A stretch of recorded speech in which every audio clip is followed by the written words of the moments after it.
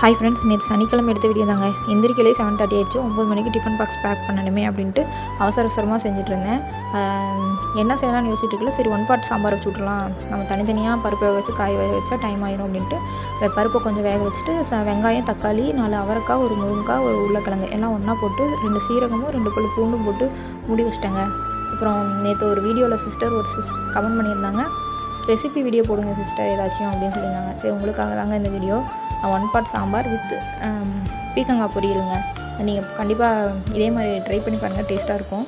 அப்புறம் அந்த பீக்கங்காய் தோல் இருக்குல்லங்க, அதை வந்து எடுத்து வச்சு சட்னி பண்ணால் செமையாக இருக்குங்க. அதுக்காக அதை எடுத்து ஃப்ரிட்ஜில் வச்சிட்டேங்க.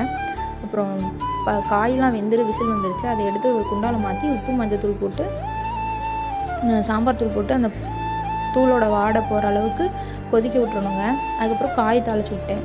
எண்ணெய், கடுகு, பச்சை மிளகாய் பருப்பு, பொரியலுக்கு பச்சைக்கடலை பருப்பு தாங்க டேஸ்ட்டு. அதை போட்டு பாருங்கள், நல்லாயிருக்கும். அதுக்கப்புறம் வெங்காயம், பச்சை மிளகா, அப்புறம் காய் ஒன்றா போட்டுவிட்டு உப்பு, தூளுப்பு ஒன்றா போட்டுவிட்டு வேக வச்சுருங்க. தூளுப்பு போடாமல் மூடி வச்சிங்கன்னா அந்த காய் வேகாத மாதிரியே இருக்கும். இதே கொஞ்சம் தூளுப்பு தூவி விட்டு மேலால் மூடி போட்டு மூடிங்கன்னா நல்லா வெந்து வந்துடுங்க. நீங்கள் தண்ணியே தூட தேவையில்லை, அந்த காயில் இருந்த தண்ணியை நல்லா வடிஞ்சு காய் நல்லா வெந்துடும். அப்புறம் சாப்பாடையும் அலசி வச்சுட்டேன். அப்புறம் காய் கொஞ்சம் கம்மியாக இருக்க மாதிரி இருந்துச்சா, அதனால் 2 முட்டை போட்டு உப்பு பெப்பர்லாம் போட்டு முட்டை பொரியல் மாதிரி பண்ணி விட்டேன். அதுக்கப்புறம் சாம்பார் இன்னும் தாளிக்கலை அப்படின்ட்டு சாம்பாரையும் சைடில் தாளிச்சு விட்டேங்க. அது கொதிச்சிருச்சு, அதனால தாளிச்சு விட்டேன்.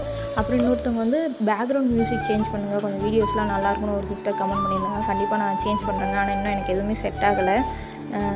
கண்டிப்பாக உங்களுக்காகவே நான் சேஞ்ச் பண்ணி நெக்ஸ்ட் வீடியோவில் போடுறேங்க. பாய்ங்க. இதே மாதிரி வீடியோ பார்க்க சப்ஸ்கிரைப் பண்ணி, ஷேர் பண்ணி, லைக் பண்ணிடுங்க.